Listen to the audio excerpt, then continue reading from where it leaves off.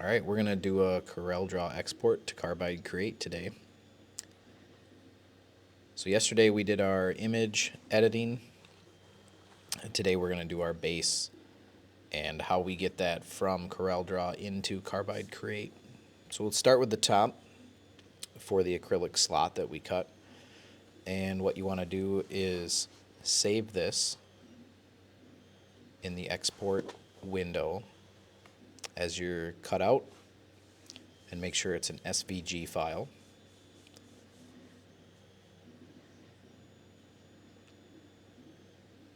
Okay, and then just accept the default settings for the SVG.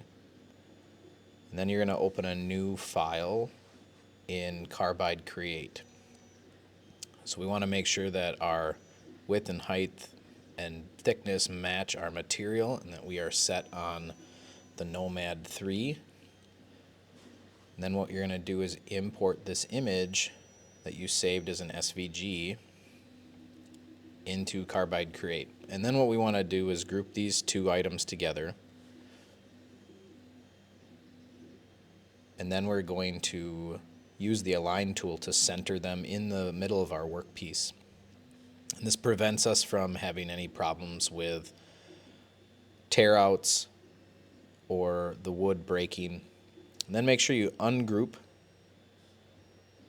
and notice that you can edit these nodes, but there's no dimensions anymore, so we're going to use the dimensions that we put in from CorelDraw. And then what we're going to do is click on our center slot, and we want to run a contour toolpath which is going to follow that line, and we have to use a pretty tiny end mill to do this to fit that thin plastic, so we're going to use the 112 end mill. And we are going to cut that at a depth of 0.2 because that's the limit for that end mill. And then we want to make sure we have an inside cutting path. And then you're going to rename this so we know when we send this to the end mill which program we're running. Okay, and all this is going to do is just follow along the inside of that line and cut out the little slot. So this simulation shows us the toolpath, and we can take the toolpath away, and then you can see the actual slot that gets cut. And that little piece in the middle isn't going to matter because we're cutting this out from the other side as well with our bigger slot to hold the LEDs, and that will get taken out when we do that. Okay, and then make sure you save this file, because we have to come back and export this G-code later when we send it to the machine.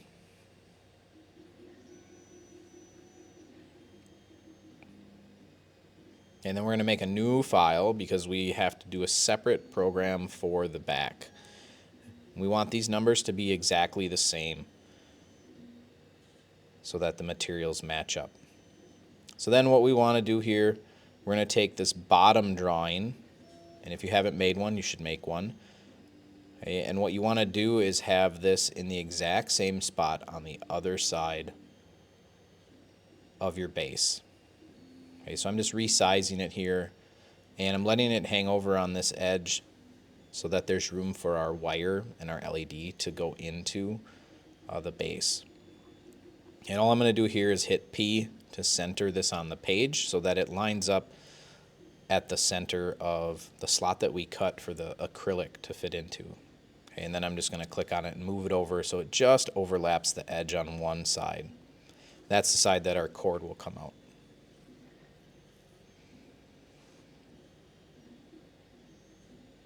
Okay, and then same process. We're going to export this. Make sure you label this as the base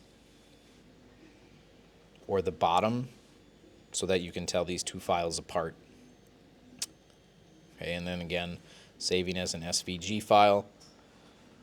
Use the basic settings. Okay, and then we're back here in Carbide Create. We're going to import this file. And we're going to do the same process where we want to group these together, move it to the middle so that we know that this exactly matches up with our other file. Okay, and then make sure you ungroup them so that we can give each box a different command. So this inner box, we just want to take away all that material so that we can fit the LED light in there. And to do that, we're going to use a pocket toolpath, which doesn't follow the line. It chews out all the material inside of the box. Okay, and because we're doing more material, we can use a bigger end mill. So we're going to use the 102.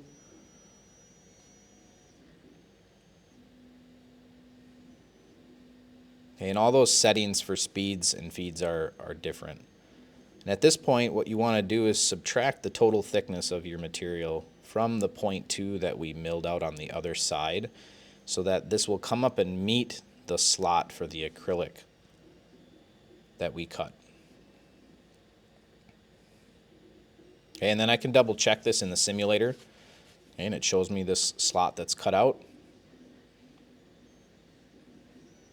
Okay, and then I want to finally, at the very end here, cut out the entire outline of my base. Okay, and this one you're going to use the stock bottom, so you're going to cut all the way through. And then you want to do the outside right function. And then to hold this thing in place, we want to add some of these tabs. For a circle, you can use 2 or 3. For this shape, I felt like 4 would work better. Okay, and then give this a name too. This is a different process, so make sure you call this the cutout function.